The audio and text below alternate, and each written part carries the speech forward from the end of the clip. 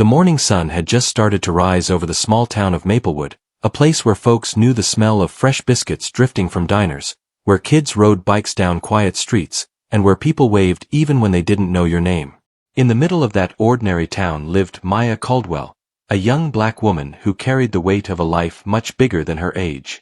She worked double shifts at Linden's Steakhouse, the kind of restaurant where people came for birthdays, anniversaries, and business deals she could only dream of understanding. Every morning Maya tied her apron, pushed back her thick curls with a simple headband, and whispered to herself, "Just keep going." She wasn't talking about the job. She was talking about life itself. 2 years earlier, Maya's mother, her favorite person on earth, had passed away after a long fight with breast cancer. Maya had been 21, still in college, juggling classes and late-night shifts to keep her mother's treatments going. When her mother took her last breath, Maya took a break from school to care for her younger brother, Isaiah, who was only 16 at the time and hurting in ways he didn't know how to express. Their father had left long ago, leaving nothing behind except the echo of broken promises. So Maya became the only parent in the house, even when the grief ate her from inside. There was one thing, though, that connected Maya to the mother she lost, the violin. Her mother had taught her how to hold it when she was 6. Every night, she'd sit beside Maya on their old couch and say, "Play what you feel, baby. The world will hear your heart before it hears your notes." Maya had dreamed of becoming a professional violinist, of standing in theaters with lights that warmed her skin and applause that filled the air like summer rain. She played in school competitions, community events, and her church, and people often said her music made them feel like they were inside someone's soul. But life wasn't gentle, and dreams didn't pay bills. After her mother died, Maya used her violin less and less. Eventually she placed it gently inside its case and tucked it under her bed, promising she'd return to it one day. But that day never came. Not until a night she never wanted. On this particular morning, she walked into work exhausted from the storm the night before. Isaiah hadn't come home until past midnight. He'd been hanging out with boys Maya didn't trust, boys with heavy eyes and lighter pockets. She worried he was slipping into something dangerous, but she didn't know how to pull him back when she herself felt close to breaking. When she stepped into the employee area, her co-worker Jenna glanced at her with tired sympathy. "Rough night again?" Maya forced a smile. "Just another day in paradise." "Girl, you need a vacation." "I need a lifetime," Maya said softly, taking a deep breath as she walked toward the dining floor. That evening, the restaurant buzzed louder than usual. The air smelled of buttered steaks, laughter, and old money. A long black limousine parked outside, which always put the staff on alert. The owner, Mr. Linden, stepped out of his office, wiped his palms on his suit, and whispered to them all, "Special guest tonight. Behave. Smile. No mistakes." The guest was Bennett Harrington, a billionaire businessman whose name was known in every corner of the state. He was tall, perfectly groomed, and dressed in a suit that looked more expensive than the entire restaurant. Harrington was the kind of man who treated waiters like decorations and believed the world existed to entertain him. When Maya approached his table, carrying a tray with drinks, she could already feel the tension. He looked at her the way someone looks at an inconvenience, like she was beneath him, like she didn't belong anywhere near his table. "About time," he said. "Apologies for the wait, sir," she answered carefully. He raised an eyebrow. "Talk softer. I don't like being spoken to like I'm buying shoes at Walmart." Maya swallowed the sting. "Of course, sir." She set down the drinks, keeping her hands steady even as her heart beat loud. One of the women at the table, dressed in diamonds that sparkled even in dim light, snickered under her breath. "She looks scared." "She should be," Harrington said, smirking. Maya stepped back, her lungs tightening. She hated moments like this, not because she was sensitive, but because she knew she couldn't fight back. People like him didn't see her humanity. They only saw her uniform, her skin, her station in life. But she needed the job. So she kept moving, kept smiling, kept holding the pain like a secret. As the night went on, the table grew louder, the air thicker with expensive wine. Harrington liked to show off, and his favorite way to do that was by humiliating others. If he could make everyone laugh at someone struggling, it made him feel powerful. A bully hiding behind money.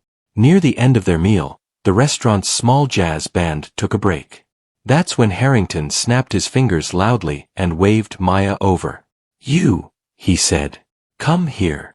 She stepped closer, unsure what he wanted.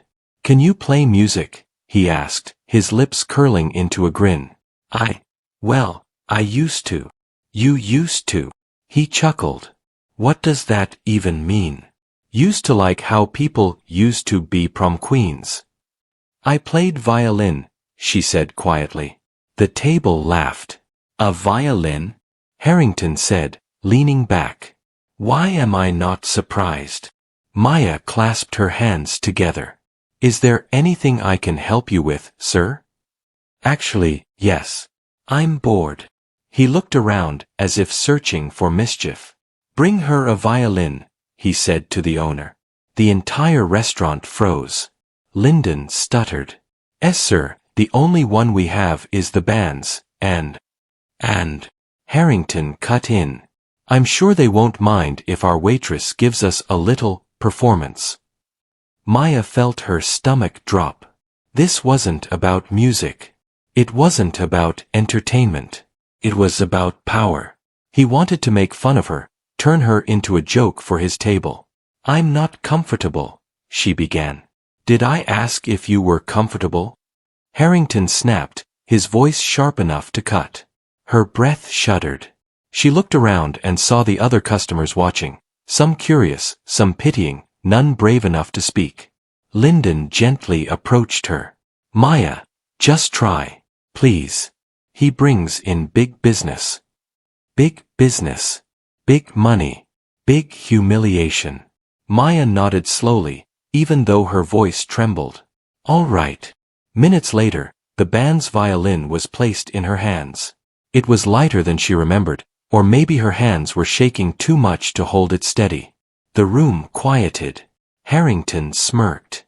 "This better be good," he said. "I haven't laughed enough tonight." Maya lifted the violin to her shoulder. Her fingers touched the strings, and for a moment she felt like she was 6 years old again, standing in the small living room of her childhood home with her mother smiling at her. "Play what you feel, baby." Her mother's voice came alive inside her. But instead of warmth, sadness spilled into her chest. Years of exhaustion, loneliness, fear of losing her brother, and the ache of missing her mother every day. Her vision blurred, but she didn't turn away. She took a slow breath. Then she drew the bow. One note filled the room. Just one. Yet it was enough. The sound wasn't loud. It wasn't perfect. It was pure emotion, raw, trembling, full of a life that had seen too much pain and still refused to break. The note rose like a soft cry from someone who had held back too many tears. The room fell completely silent. Forks froze midair. Conversations died instantly. Even the kitchen noise drifted into stillness. Maya closed her eyes and played again. The second note was stronger, almost like a heartbeat waking up after being quiet too long. Harrington's smile faded. The billionaire who had demanded entertainment suddenly looked like a man who had stumbled into something holy, something he didn't understand. His arrogance drained from his face as Maya played a short melody her mother had written for her, the one she had only ever performed at home. The air felt warm and heavy. People didn't just hear her music, they felt it. It wrapped around their hearts and pulled memories from places they hadn't touched in years. As she played, tears slipped down her cheeks, soft and unstoppable. But she didn't wipe them. She let them fall, letting the world see the pain she had kept to herself. And as she played, the restaurant, this place where she served tables, cleaned spills, and endured humiliation, became a place where she belonged, even if just for a moment. When she finished, the bow lowered slowly. Her breath trembled as she stepped back. No one spoke. Not even Harrington. Then someone at a distant table whispered, "My God!" Harrington's eyes were wide, his mouth slightly open, like he'd been pulled from a dream he didn't expect to feel. Maya set the violin down gently, wiped her cheeks and whispered, Thank you. Before anyone could react, she turned and walked quickly toward the kitchen, holding her chest, trying not to collapse under the emotions she'd just released. Behind her, the billionaire who had mocked her sat frozen, because he knew what everyone else knew too. He had tried to humiliate her. Instead, she humbled him. And something inside of him, something he buried years ago, had cracked open. He could not ignore it. Because her music had carried a truth he didn't want to face. The kitchen door swung shut behind Maya, and she leaned her back against it, pressing a hand over her heart. It was beating too fast, too hard, as if it wasn't sure whether to break or to burst with something she hadn't felt in years. She slid down to the floor, hugging her knees, the hum of the refrigerators mixing with the faint echo of the note she had played. It lingered inside her like a ghost. Jenna rushed over. Maya, hey, are you okay? I don't know, Maya whispered, wiping her face. I didn't mean to cry out there. Girl, who cares? You made the whole restaurant cry with you. Maya shook her head. I shouldn't have done it. I shouldn't have agreed. He wanted to laugh at me, Jenna. He wanted everyone to laugh. But no one laughed. Jenna crouched beside her. Not one person. Maya buried her face in her hands. It felt like Mom was standing next to me. I haven't played since she passed. I didn't know I still could. For a long moment, she stayed on the floor, trembling as everything inside her settled. The music had pulled out every emotion she had tried to bury. The loneliness of raising Isaiah alone, the fear of losing their apartment, the ache of dreams sacrificed in silence. She had played from a place she didn't want anyone to see, yet the whole room had witnessed it. Take a minute, Jenna whispered. You don't have to go back out there. But Maya did. Not because she wanted to, but because she needed her job. Rent wasn't forgiving, and neither were grocery bills. She stood slowly, washed her face, and forced her breathing to steady. When she stepped out of the kitchen, the restaurant was still quiet. People weren't eating. They weren't talking. They were just watching her.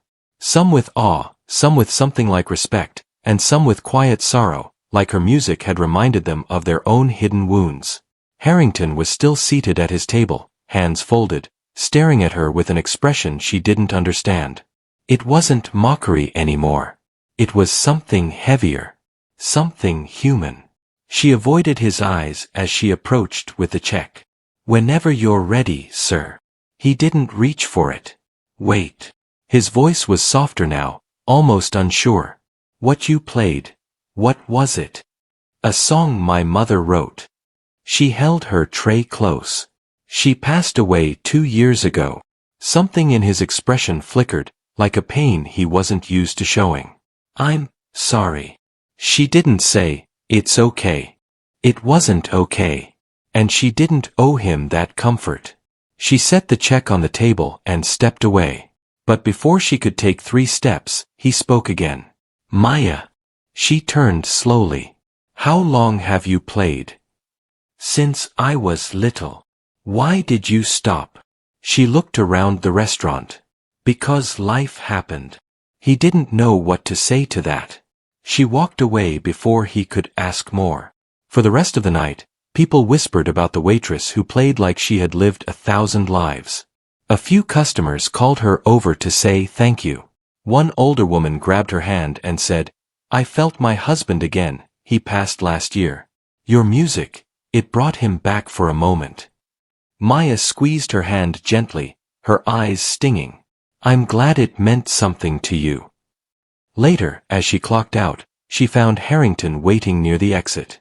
She froze. She didn't want another conversation with him. Not tonight. I didn't mean to upset you, he said quietly. You didn't upset me, she said. You embarrassed me. His face tightened with guilt. You're right. I did. And I shouldn't have. She didn't respond. You have an incredible gift, he added. The kind people spend their entire lives searching for. She stared at him. Gifts don't pay rent. That line hit him harder than she expected. Before he could say anything else, She pushed open the door and stepped into the cold, late-night air.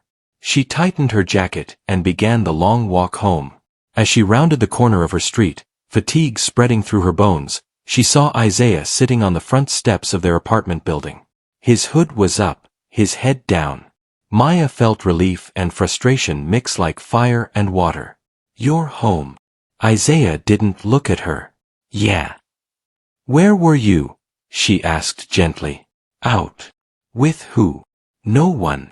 She sat beside him, letting the quiet fill the space between them.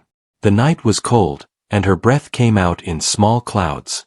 She placed a hand on his knee. "I need you safe," she whispered. "I know. You're all I've got, Isaiah. I can't lose you too." He swallowed hard, looking away.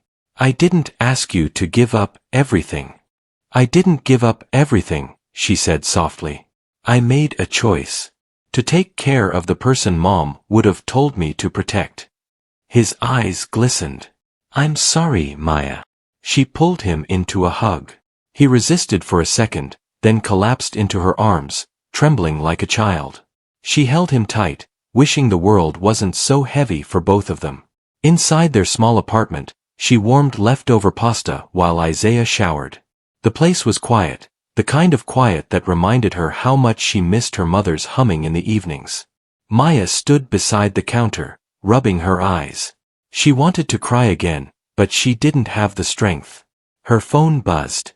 Unknown number. She answered cautiously. "Hello, Maya. This is Mr. Harrington." Her stomach clenched. "How did you get my number?" "Your manager gave it to me. I hope that's all right." It wasn't.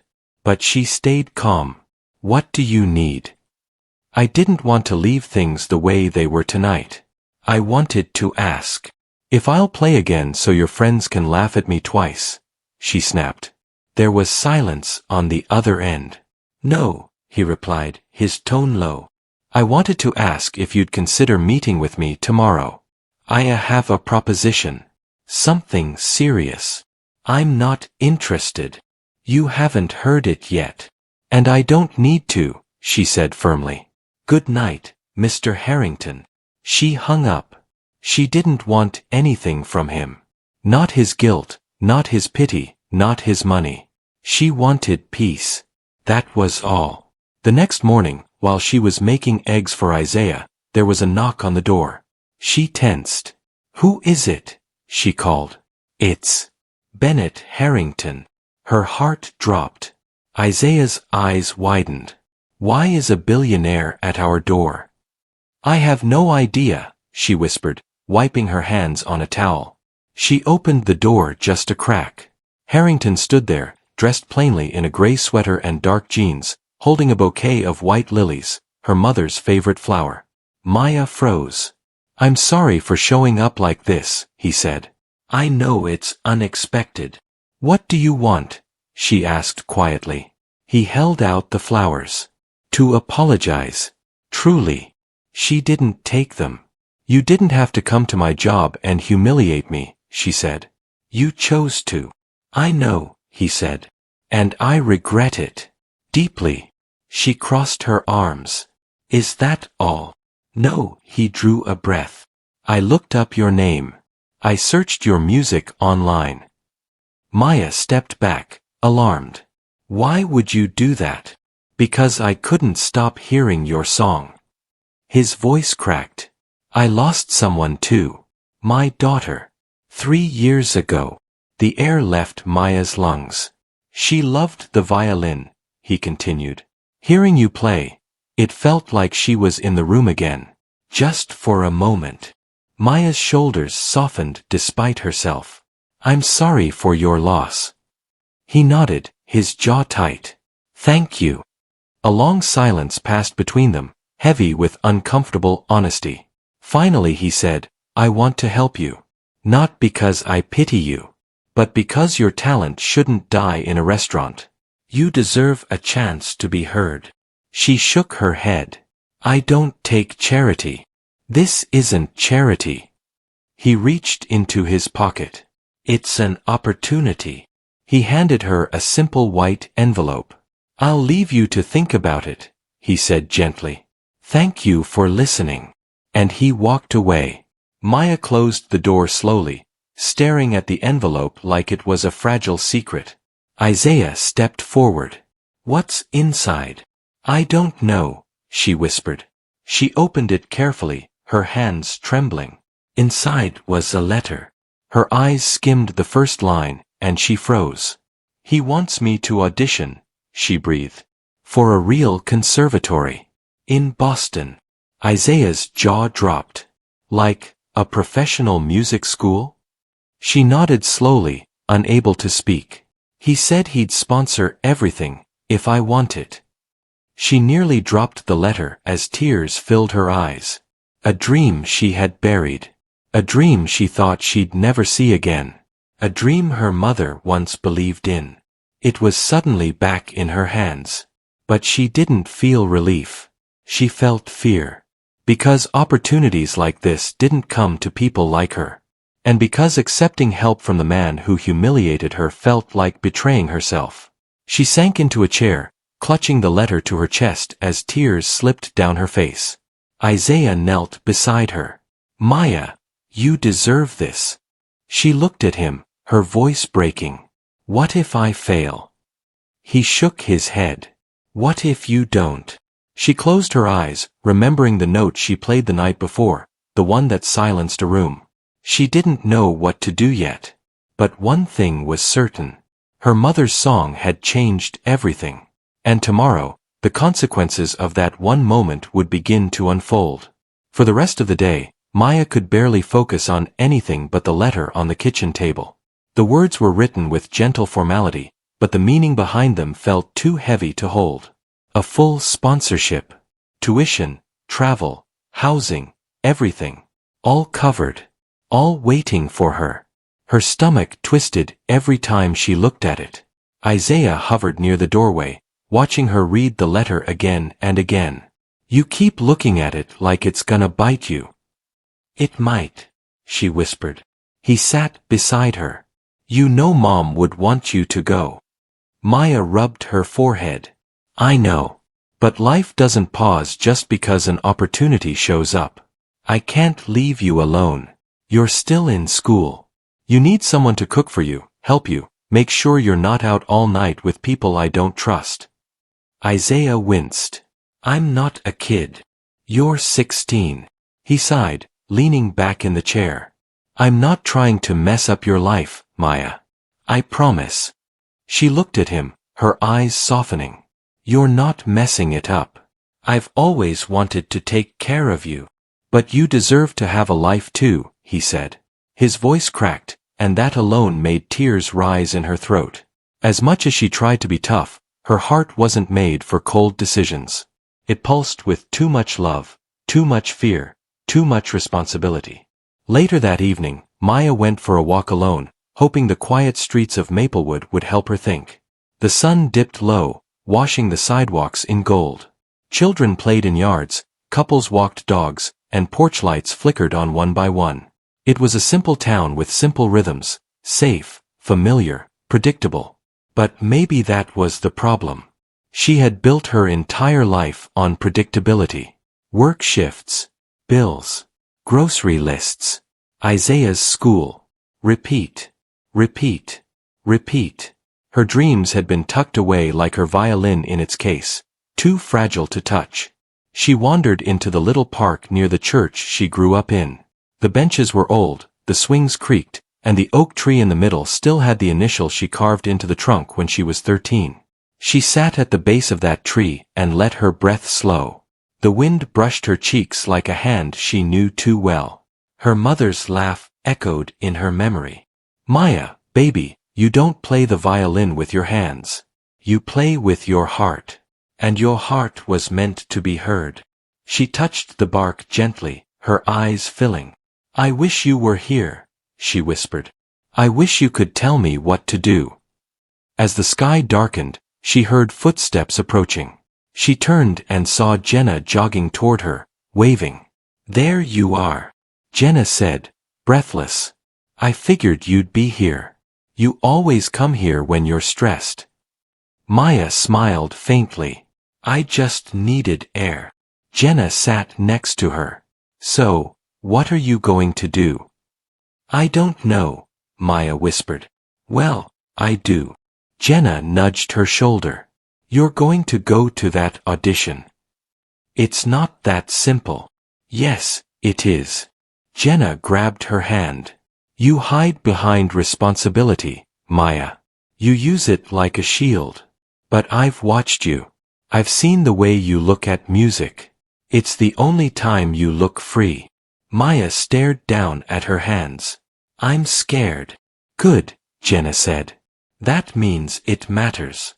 The two sat in silence for a long time as the sky turned navy blue. Only after the streetlights blinked on did Maya finally stand. Let's go home, she whispered. When she walked through the front door, Isaiah looked up nervously from the couch. So, she took a deep breath. I'm going to the audition. Isaiah's face broke into the biggest smile she'd seen in years. Yes. Maya, this is huge. Her eyes filled with tears as she hugged him. But you're staying with Aunt Rosa in Atlanta. Just for a few months. She said she's happy to have you. Isaiah nodded. I'll do whatever it takes. Just go. Don't look back. The next 2 weeks were a blur of packing, goodbyes, and quiet panic. Harrington arranged everything with surprising respect. He didn't try to push, didn't show off, didn't treat her like someone beneath him. He simply handled the logistics and stepped back. On the morning of her flight, he met her outside the airport. Instead of his expensive suits, he wore a simple shirt and a gentle expression that didn't quite match the ruthless billionaire she had met that night. I didn't expect to see you, Maya said softly. I wanted to wish you luck, he replied. And to thank you. For what? For reminding me that the world still has beauty in it. She held his gaze for a moment. Enough time to see grief behind his eyes, the grief of a father who missed his child more than money could ever fix. I hope you heal, she whispered. His lips curved into the smallest, saddest smile. I hope you shine. Maya picked up her suitcase and walked toward her gate. With every step, she felt more terrified and more alive than she ever had before. The flight landed in Boston hours later. The city was loud, cold, and overwhelming, nothing like her small town. She stayed in a modest apartment that Harrington's sponsorship covered for the month, but she barely slept the first night. Her mind was crowded with fear. What if she wasn't good enough? What if the judges laughed? What if she made a fool of herself? But then she remembered the note she played in the restaurant, the one that made an entire room hold its breath. The next morning, she stood outside the Boston Conservatory, her violin case in hand, her heart pounding like a second pulse. Students walked past her, some laughing, some humming, some practicing scales with quick fingers. They all looked confident, talented, prepared. She felt like an imposter. But she walked through the doors anyway. The audition room was large and cold, with judges seated behind a long table. They barely looked at her. Name? One asked. Maya Caldwell. Piece. A composition by my mother. He nodded without emotion. Begin. Her hands trembled as she lifted her violin. She closed her eyes, imagining her small living room, her mother smiling beside her. She drew a breath. And then she played. And the moment she played the first note, everything changed. The sound was not perfect. It wasn't classical. It wasn't polished like the others would be. But it was alive. It carried grief and love and years of holding back. It carried the ache of losing her mother, the fear of losing Isaiah, the humiliation she endured at the restaurant, the heaviness of sacrifice, and the flicker of hope returning after being buried for too long. Her bow moved like it remembered everything she ever felt. Her tears fell but didn't stop her. The melody rose, soft but powerful, trembling yet steady, fragile yet unbreakable. It filled every corner of the room with a truth that needed no explanation. When she finished, the silence was deep. One judge cleared his throat. Miss Caldwell, Who taught you to play like that? She swallowed. Life. He nodded slowly, deeply. Thank you. They dismissed her, but she knew something had shifted. She didn't know if she passed, but she knew she left the room without regret. That alone was worth everything. 2 days later, she received a letter under her door. Hands shaking, she opened it. She had been accepted. Her breath broke into a gasp, and she fell onto her knees, crying with a mix of shock and relief. She called Isaiah first. His voice cracked with joy. Oh my God, Maya. You did it. Later, she called Harrington. He answered on the second ring. Hello. I got in, she whispered. For a long moment, he didn't speak. When he finally did, his voice shook. Congratulations, Maya. I knew you would. Thank you, she said softly. No, he replied. Thank you. My daughter would have loved your music. She didn't expect tears to fall down her face, but they did. The months that followed were hard but beautiful. Maya practiced until her fingers ached. She made friends who understood her passion. She learned pieces she never thought she'd be allowed to touch. She felt alive in ways she hadn't felt since childhood. And when the school hosted a winter showcase, she stood on stage under bright white lights, her heart steady, her hands warm around her violin. Her mother's song flowed through her like sunlight. In the audience, far from the front row, sat Isaiah, Aunt Rosa, Jenna, and Harrington. None of them clapped at first. They were too busy wiping tears. When she finished her performance, the applause rose like a wave. And in that moment, Maya realized something. Her mother's song had never belonged to suffering. It belonged to healing. It belonged to her future. It belonged to everyone her music would ever touch. But most of all, it belonged to the girl who had once been afraid to take the first step. The girl who played anyway, and silenced a room.